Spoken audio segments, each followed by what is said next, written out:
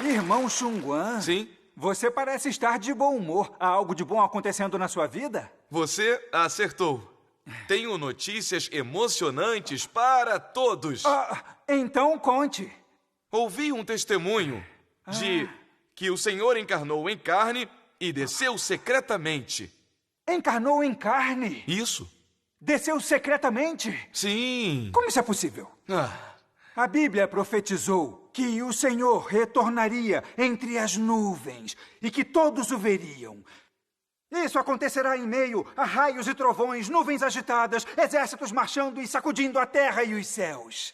A atmosfera será de júbilo, emoção além da conta, exultação de alegria e entusiasmo incontido. E esse sentimento... Ei. Parece que você está embriagado. Sim. Você só sabe parte da história, não toda ela.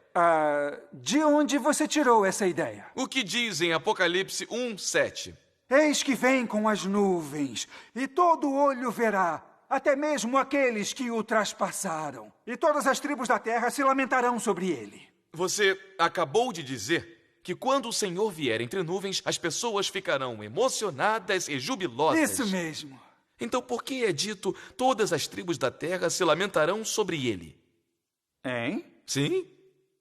Hein? Sim? Por que as pessoas lamentariam quando o vissem entre as nuvens? Se você quiser entender isso, temos que olhar para outras profecias sobre o retorno do Senhor. Outras profecias? Sim. Há muitas outras profecias na Bíblia sobre o retorno do Senhor. Vir entre as nuvens não é a única forma pela qual o Senhor retornará. Então você está dizendo que o Senhor também virá de outras maneiras? Sim, isso mesmo. O que diz em Apocalipse 16:15? Eis que venho como ladrão. E em Mateus 25:6? À meia-noite ouviu-se um grito, eis o noivo, saí-lhe ao encontro. E em Apocalipse 3:20? Eis que estou à porta e bato. Se alguém ouvir a minha voz e abrir a porta, entrarei em sua casa. E com ele cearei e ele comigo. E em Lucas 17... Ei, espera aí. Está querendo fazer um estudo bíblico aqui? Estou falando das formas que o Senhor retornará.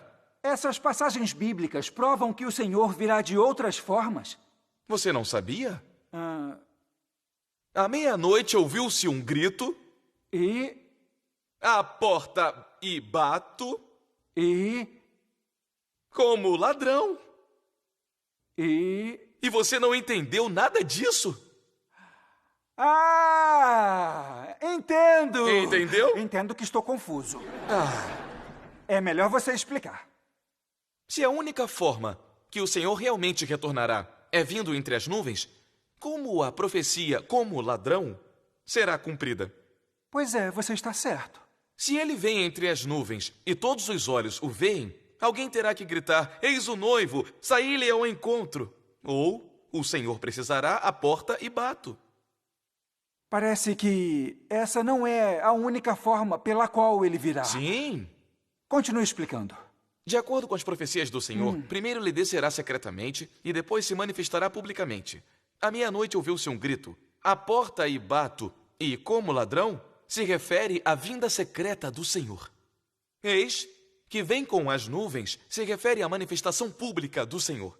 É assim que as profecias do Senhor serão cumpridas. Então o Senhor retorna primeiro em segredo e depois se manifesta publicamente. Sim. Por que ele vem em segredo? Vir em segredo se refere a Deus se tornando carne e vindo à terra como filho do homem. Tornando-se carne? Filho do homem? Isso tem base na profecia? Claro que tem base na profecia. Várias vezes o Senhor Jesus profetizou que seu retorno seria como filho do homem. Se manifesta como filho do homem e vem como filho do homem. Por exemplo, em Lucas 17, 24, 25. Pois assim como o relâmpago, fuzilando em uma extremidade do céu, ilumina até a outra extremidade, assim será também o filho do homem no seu dia.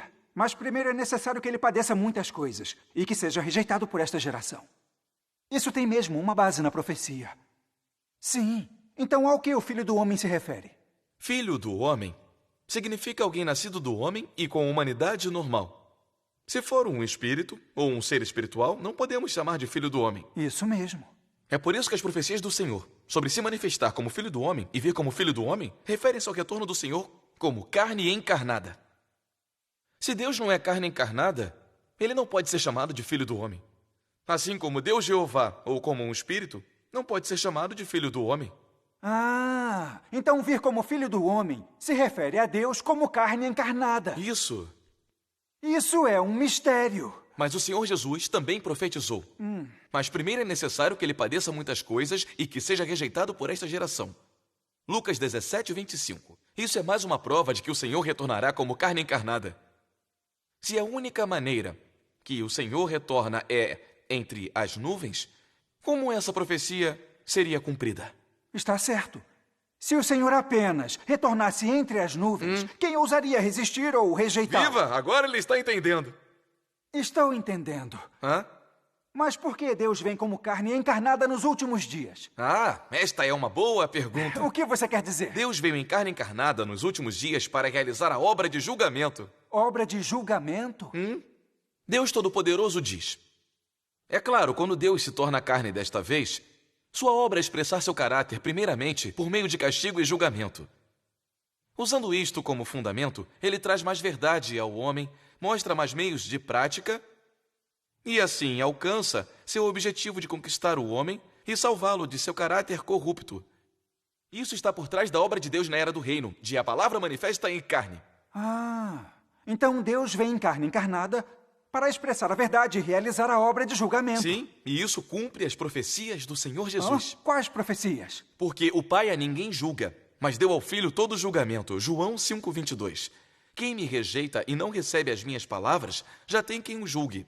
A palavra que tenho pregado, essa o julgará no último dia. João 12:48.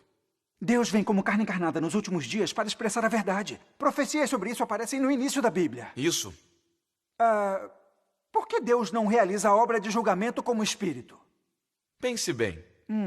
Se Deus expressasse a verdade e realizasse a obra de julgamento como espírito, seria fácil para as pessoas entenderem e aceitarem? Ei, isso me fez lembrar que a Bíblia diz: ora, todo o povo presenciava os trovões e os relâmpagos e o sonido da buzina e o monte a fumegar. E o povo, vendo isso, estremeceu e pôs-se de longe. E disseram a Moisés: fala-nos tu mesmo e ouviremos. Sim. Mas não fale Deus conosco para que não morramos. E o que essa passagem da Bíblia nos diz? Se Deus falar trovejando nos céus, as pessoas não entenderão ou ousarão se aproximar. Isso parece certo? Isso parece ser bem certo. Deus Jeová disse a Moisés: não poderás ver a minha face, porquanto homem nenhum pode ver a minha face e viver. E é por isso que Deus precisa vir encarnado em carne para realizar a obra de julgamento. Deus Todo-Poderoso diz: se ele tentasse salvar o homem diretamente na maneira do Espírito, o homem seria incapaz de receber sua salvação. E se não fosse por Deus vestir-se com a forma externa de um homem criado, o homem seria incapaz de receber essa salvação. Pois o homem não pode, de maneira alguma, se aproximar dele. Assim como ninguém poderia chegar perto da nuvem de Jeová. Somente ao se tornar um homem de criação. Isto é, colocando seu verbo na carne em que ele se tornará. Pode ele pessoalmente trabalhar o verbo em todos os que os seguem. Só então o homem pode ouvir por si mesmo seu verbo, ver seu verbo e receber seu verbo. E então, através dela, ser totalmente salvo de a palavra manifesta em carne. Agora eu entendo. Deus vem encarnado em carne porque a obra do seu plano de gestão exige isso, assim como a humanidade exige isso. Sim. Isso é bem profundo. E o significado de Deus vir em segredo como carne encarnada para realizar a sua obra vai ainda mais longe. Ah, tem mais? A Bíblia profetiza que quando o Senhor retornar, ele separará o bom servo dos iníquos, os bodes das ovelhas, o trigo do joio e as virgens prudentes das virgens tolas. Não é? Verdade. Mas o que isso tem a ver com Deus vir em carne encarnada para realizar a obra?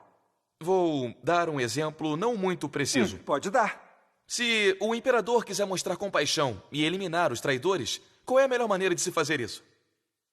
É óbvio que com uma investigação à paisana. Sim, isso mesmo. Se o imperador andar em sua carruagem, cercado pela guarda real em todo o seu esplendor, as oficiais se esforçariam em recebê-lo bem e ninguém se atreveria a errar. Certo. E assim seria impossível dizer quem é leal e quem é traidor. Sim, isso mesmo. Deus vem em carne encarnada para realizar a obra e... Entendi. Você está dizendo que a encarnação de Deus é a mais propícia para fazer a revelação às pessoas. Isso. Se Deus viesse entre as nuvens e apontasse, chamando uma pessoa de má serva e outra de cabra, ou apontasse para você e dissesse que você é uma virgem tola, você se convenceria? Sem fatos para revelar a verdade, claro que não. É por isso que quando Deus vem em carne encarnada, isso revela todas as pessoas.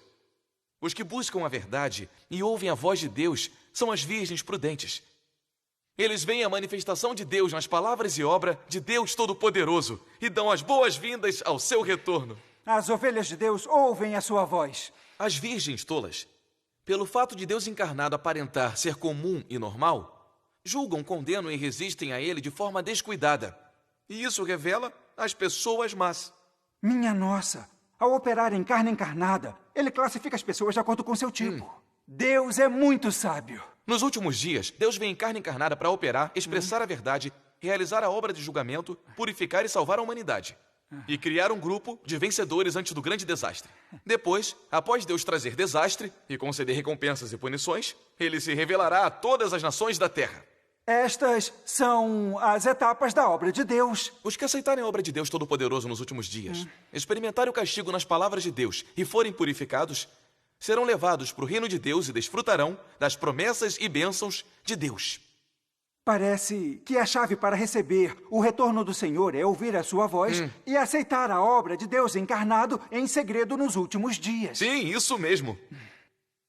Deus Todo-Poderoso diz: muitas pessoas podem não se importar com o que digo, mas ainda quero contar a todo assim chamado santo que segue a Jesus que, quando virem Jesus descer dos céus sobre uma nuvem branca com seus próprios olhos, isto será a aparição pública do Sol da Justiça. Talvez esses sejam tempos de grande empolgação para você. Mas você deve saber que o tempo em que você testemunhar Jesus descendo dos céus é também o tempo em que você descerá ao inferno para ser punido. Será o anúncio do fim do plano de gestão de Deus. E será quando Deus recompensará os bons e punirá os perversos. Pois o juízo de Deus terá terminado antes que o homem veja sinais, quando houver apenas a expressão da verdade de a palavra manifesta em carne. As palavras de Deus Todo-Poderoso são bem claras. Se as pessoas tolamente esperarem que o Senhor Jesus se manifeste entre as nuvens e rejeitarem e resistirem à obra do Senhor Jesus quando ele vier em segredo, os resultados serão assustadores demais. Sim. Se esperar pela hora em que Deus vier entre as nuvens para aceitá-lo, é como se você consertasse o vazamento do seu barco quando estiver em alto mar. Aí será tarde. Certo. Agora preciso ir. Ei, aonde você vai? Investigar a obra de Deus Todo-Poderoso nos últimos dias. Ele entendeu mesmo.